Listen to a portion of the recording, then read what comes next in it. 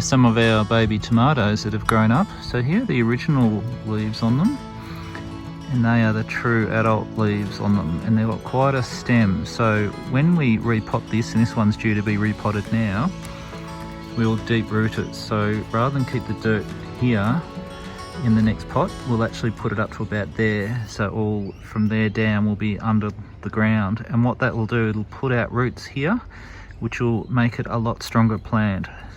So the roots at the bottom will hold the plant upright, and these roots here will also hold it upright, but they'll also get the water if it's shallow watered.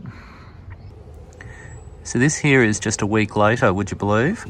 Look how much they've grown. Amazing, just with a little bit more sunshine and a little bit more room in the pot.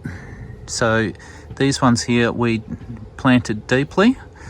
So these are this long a pot, and we planted them deeply into the ground. So what we're going to do next, which will probably be this one, which is the tallest, is that we'll pot these again, deep again. So the dirt will probably go up to about there, and then it'll be a really strong plant. It'll have roots all the way down from the original plant, and now this up to about here when we replant it.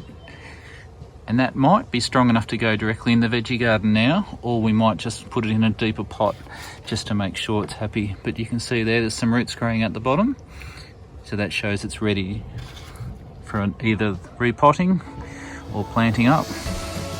While I'm talking about that, here's some basil. We've done exactly the same thing. We didn't deep root the basil as much though, but these grew up in little, in one little punnet. We probably had about 200 or 300 plants in one little punnet from all the seeds that came up. When you plant the basil in seed, you always use a spray can, which I'll show in another video. The basil and tomatoes are good companion plants. So if you're going to grow one, grow the other. These ones will be ready soon. Interesting, these ones here, the tomatoes, they don't quite get as much sun because they're under this plant here, and they haven't quite grown as much as these ones in the sun. So it shows you what the difference is when they're in the sun or not in the sun. So now my tomato tube stock are almost growing tomatoes. They're so ready for the garden, we better get the garden ready. So what I'm going to do is add some homegrown compost. Have a look at this, it's just beautiful. Worms have been very busy for me. So I'll put some of this on. We'll also put some of the castings from my worm farm as well. So here we are back in the veggie garden. I've dug the compost in, I've let it sit here for a little while. So I've got some really good strong tomato plants here, as you can see. And what I'm going to do, I've already got one here that's self-seeded, so usually they're really good. So I'm not going to put one in that corner. So I'm going to put one here. So I'm going to dig quite a deep hole. See, it's still damp down the bottom there. It's quite a hot day today, but it's not too hot. Now what I'll do is I'll get the tube stock out. You can see it's growing roots at the bottom there, so it's ready to be planted. So as you remember, we deep rooted this already once or twice before. So now what I'm going to do, instead of planting it same level, this height, I'm actually going to go quite a bit further down. These, by the way, you can plant again and make new plants if you wanted to. In fact, for fun, I'm going to do that. I'm just going to plant them here. And then we're going to deep root that nice and straight.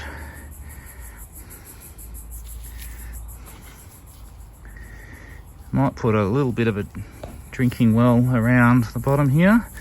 And for fun, I'm going to plant these and just see if they do actually take off. And there we go, ready to go. So I've got a stake here, so I'm going to put the stake in now so it doesn't upset the roots.